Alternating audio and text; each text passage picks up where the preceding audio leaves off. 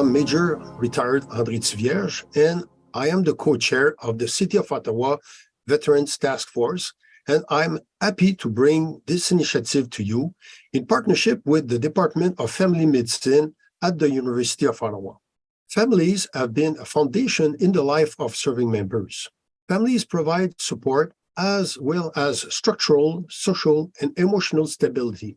The concept of supporting military families was developed in 1987 with the Family Support Program Project, which translated into military family resource centers that have since been operating in every Canadian Air Force base across Canada and overseas.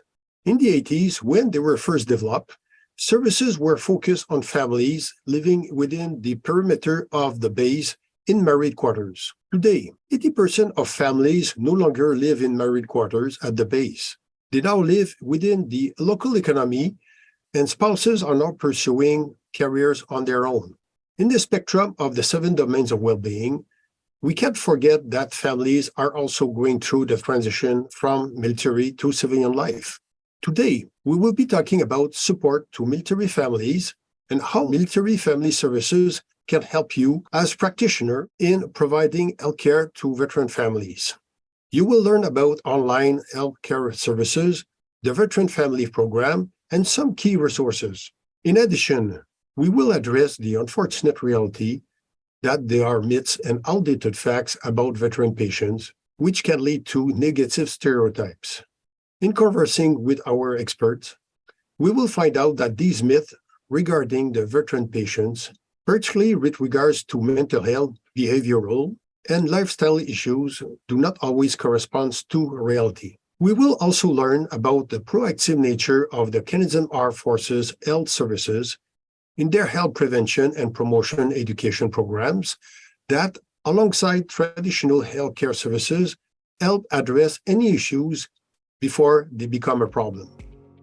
Do not be deterred from accepting veterans as your patients. Know that there are many services to support you both. Thank you very much and enjoy today's episode. Hi, I'm Dr. Jean-Marc Lafleur, a medical officer based out of CFB Kingston. I'm Lieutenant Colonel Rob Warren. I'm the Senior Staff Officer Medical Standards at the Canadian Forces Health Services headquarters in Ottawa. I do most of that work remotely from Halifax. Colonel Warren, sir, it is great to have you on the podcast. I'd like to start with a general question. In the spectrum of our mission, which is to provide healthcare to our military members, what is the role of the base surgeon?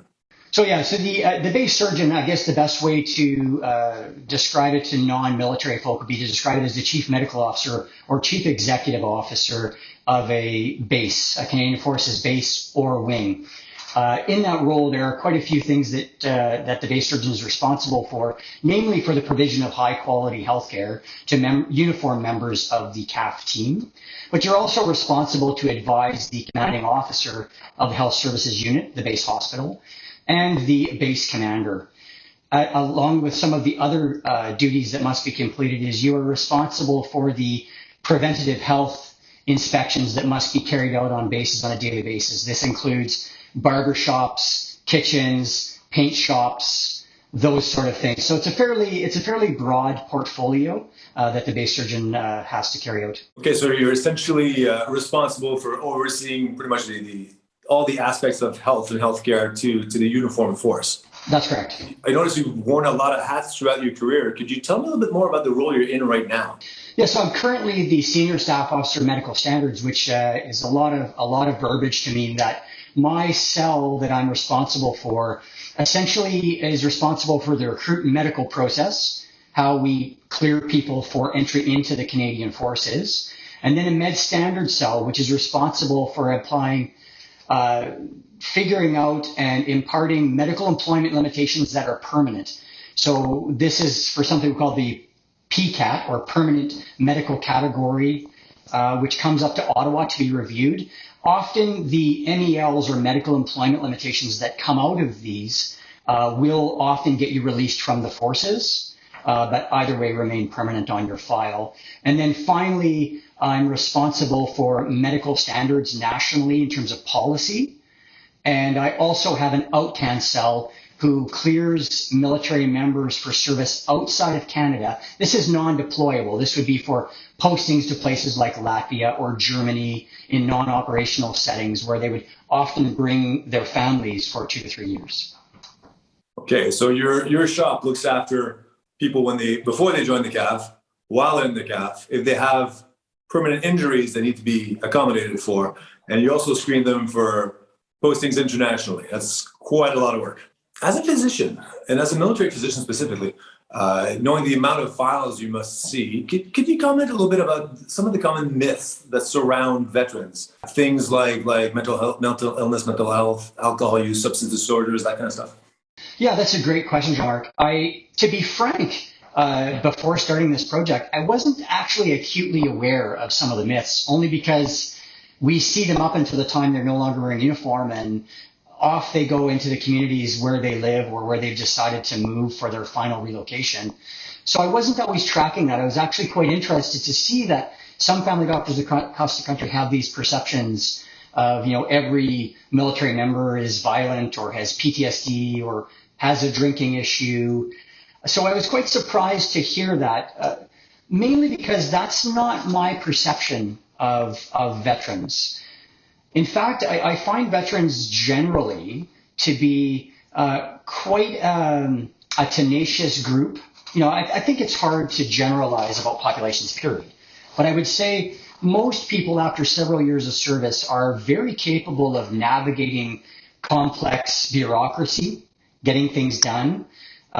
Just a day in the forces requires a lot of that. Just to go get pieces for your uniform or to sort out problem X or your pay requires a bit of tenacity and requires a bit of organization, and it requires you to continually try to reach your end goal. And I think most military members that leave the forces have that innate. They also generally tend to be very respectful. They tend to understand rules. They've spent most of their career following rules. So I think that's built in to military members.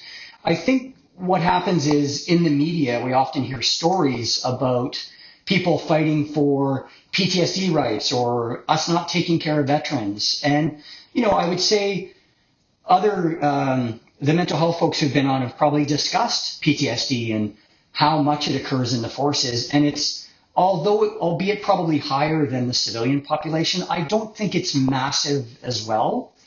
And most of those folks have received excellent care before they leave the forces. And luckily, as a veteran, if you leave with a serious mental health issue, you often get excellent support from VAC as well. So I think for the average family doctor, it shouldn't be much of a hurdle. I think most of the times you're inheriting a pretty respectful, switched on, motivated individual who will usually, in most cases, want to follow your direction to get better and feel better. 100%. That's also my impression here. The vast majority of our veterans that leave our base are switched on individuals who are really vested in staying healthy. The military has aggressively, over the last decade and a half, addressed alcoholism by reducing, alcohol in ships. There's been many programs. So I think the military that I joined in the mid-'80s is a completely different military today. We don't deploy to the field and give you access to alcohol. All operations done outside of Canada are all done completely free of alcohol. And mess life, which used to be a very important component of being in the military, for probably positive and negative reasons, has really diminished across the forces, period. So you see a lot less drinking associated with military service than we did in the past. Now, a big theme of this podcast has been trying to demystify what veterans are exactly and trying to chip away at those myths so that family physicians would feel more comfortable taking on veterans. That being said, I don't think we have that many colleagues right now who are in a position to accept a ton of patients. What would you say are some of the hurdles, the obstacles that our veterans are facing when trying to find a family physician? So I think there are a lot of factors here that vary the individual veteran's ability to get a family doctor. One would be the area of the country you're settling in, and whether you've decided to settle in more of a rural area or an urban area, and then simply, what the current supply rate is in various provinces where you may settle. As I said before, I think most veterans are very capable and tenacious in digging out and trying to find family doctors. And often, if the family has been settled in an area, let's say you spent your last 10 years in Kingston, Ontario, maybe your wife and children or partner already have a family physician, and often you can join up with those. Sir, thank you so much for the detailed answer. I really think it helps to address all the obstacles our men and women, our veterans are facing. It can definitely be a challenging road to find a family doc, but hopefully with some of the initiatives we have in place, we'll make the system a little bit smoother. I'll raise this as a fact. The veterans seem to come in a couple different categories. Those that are already known to Veterans Affairs Canada for a pre-existing injury or being followed are very easy to follow along for some of those conditions. And then there's those who are not currently followed by VAC, Veterans Affairs Canada, because they might have had a condition that wasn't captured during their period of service. And those tend to be a bit more complicated in getting them into the VAC system, but once it's done, it can be successful.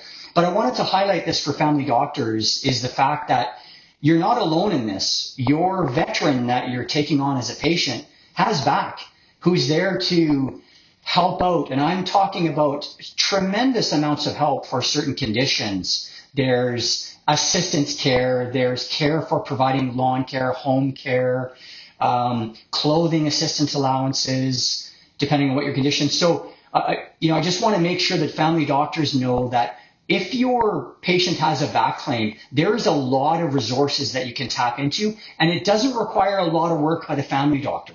The veteran can do this himself with his VAC team, which reach out to him on a regular basis, him or her. So I think family doctors really need to know that, because I think it's an unknown area with veterans that we have some excellent support that can come along that the average Canadian doesn't always get. Absolutely. That's definitely a factor that you should be taking into consideration when you're considering taking on a new patient. Yeah. Thanks for allowing me to speak, and it was really great to see you, Jean-Marc. Hopefully I'll see you again in person soon. I got some files to review with you later, buddy. Hi, my name is Theresa Roy. I am with Military Family Services, and I am the Veteran Family Program Operations Manager. Good afternoon, Theresa. Pleasure to meet you virtually. So today we'll be talking about transitioning for veterans transitioning to civilian life. Now, I'd like to know what's the role of your organization, and if you have a lot of centers all across Canada. Nice to meet you as well. Thank you. Great question. To help veterans with transition, we have a veteran family coordinator located at every military family resource center across Canada. And in doing so, we help ease the transition for medically releasing veterans and their families so that they still have a place to belong throughout their transition into civilian life. Like I said, we're located across Canada. There are military family service centers throughout Europe and the United States, and those are more reference points for families that are posted, but generally people are releasing within Canada, and that's where we come into play with the veteran family transition support. So Theresa, as we know, one of the biggest challenges we have for transitioning members and their families is planning the continuity of care from a medical point of view for their health care. What supports does your organization have for veterans and their families as they transition from the military to civilian life? Yes, so we do know that once they release, it's up to them to find a family doctor. And often we find that although the family may have a family doctor on the outside, they might not be accepting patients even within the same family unit. So what we have been able to put in place is Maple telemedicine, and that is a virtual doctor service. So right now, what we have to offer is for a medically released member, they can sign up for 1 year of free access to virtual care for themselves and their family members up until 1 year from their release. So once they release, they have up to 1 year to sign up for them and their family. And then from that date, they have 1 year of service. So although that doesn't solve the issue of maybe having a doctor to be able to see, to fill in forms and do assessments that may be needed because of a medical release, it does fill the need for the quick visits, the prescription refills perhaps, and helping a family that might take their medical release and do a last post to a different province. So it does fill that immediate need and hopefully gets them on track to start getting into the provincial registries to get on a list to find a family doctor. So we hope that it helps in the meantime, instead of having them go to emergency rooms or walk-in clinics, that they can do it from the comfort of their own home at any time of day. Okay, so actually we do have a program in place. It's virtual care, and there are some limitations, but we do take care of you to transition you, hopefully until the time that you can find a family doctor within the provincial system where you retire. Exactly. And it does cover the family as well. So that is often a big help, because there are still some families out there that might have moved provinces a couple of years ago and still don't have a family doctor. 100%. Lovely. Now, in the spectrum of transitioning that family from the veterans and their families from the medical care to civilian care, what support does your organization offer to physicians themselves? So a few years ago, Simver out of Queens, Callian, and the Vanier Institute of the Family, along with Canadian Forces Morale and Welfare Services, collaborated on a project called Innovation to Impact. Together, they created a quick reference guide for healthcare practitioners that outlines and updates some of the key points from the College of Family Physicians of Canada Best Advice Guide for Military Families and the Patient Medical Home for Military Families. So that is something that's available to healthcare practitioners, family physicians, to be able to view if they're not familiar with treating veteran families, because it is a little bit different, especially when they have medically released.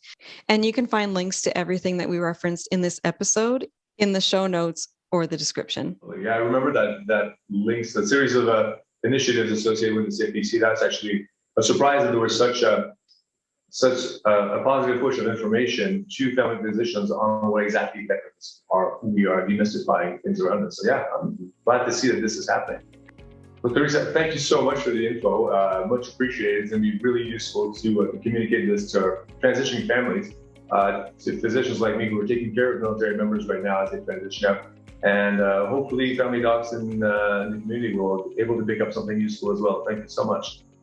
Thank you.